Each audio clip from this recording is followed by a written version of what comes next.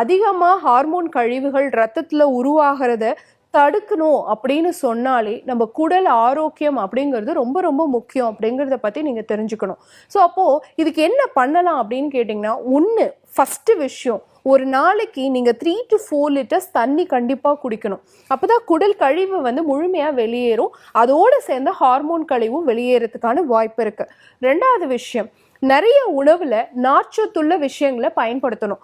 நார்ச்சத்துள்ள விஷயங்களை நீங்க அதிகமா உணவுல சேர்த்துக்கிட்டீங்க அப்படின்னு சொன்னா, ஒண்ணு குடல்ல இருக்கக்கூடிய ஒவ்வொரு உணவுப் பொருளும் நல்ல முறையா, ஒரு மாவு பொருள் ஜீரணிக்கணும் நல்லபடியா அப்படின்னா கண்டிப்பா ஒரு நார்ச்சத்து தேவை. ஒரு புரத பொருள் நல்லபடியா ஜீரணிக்கணும் அப்படின்னு சொன்னாலும் கண்டிப்பா அது கூட ஒரு நார்ச்சத்து தேவை. இது ஒரு பைண்டர் மாதிரி, நம்ம சாப்பிடக்கூடிய உணவை நல்லா பைண்ட் பண்ணி அதை ஒரு கழவையா மாத்தி அதுல இருக்கக்கூடிய சத்து பொருளை பிரிச்சு எடுக்கக்கூடிய தன்மை நார்ச்சத்துக்கு தான் இருக்கு. அப்போ நார்ச்சத்துள்ள உணவுகளை அதிகமா சேர்த்திக்க வேண்டிய கட்டாயம் ஹார்மோன் பிரச்சனை இருக்கக்கூடியவங்களுக்கு நிச்சயமா இருக்கு அப்படிங்கறத தெரிஞ்சுக்கணும். இந்த உணவு கலவை நான் சொன்னேன் இல்லையா, நல்ல புரதம் இருக்கணும்னா கூட ஒரு ஃபைபர் இருக்கணும் அப்படின்னு சொல்றேன் இல்லையா.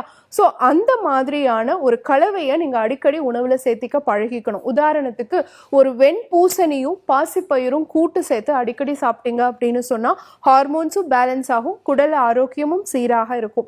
அதே மாதிரி சுரைக்காயும் பாசிப்பயிரும் சேர்த்து ஒரு கூட்டு மாதிரி வச்சு சாப்பிடலாம். இதுவும் எக்ஸஸான ஹார்மோன் கழிவுகளை வெளியேற்றிட்டு உங்க குடல் ஆரோக்கியத்தை மேம்படுத்தி கொடுக்கக்கூடிய தன்மை உடையதாக இருக்கு. இந்த மாதிரி ஹார்மோன் பிரச்சனை எனக்கு அடிக்கடி உருவாகுது அப்படிங்கிறவங்க வாரத்துக்கு 2 நாள் இல்லைன்னா 3 நாள் உணவுல வாழை தண்டு சேர்த்துக்கோங்க.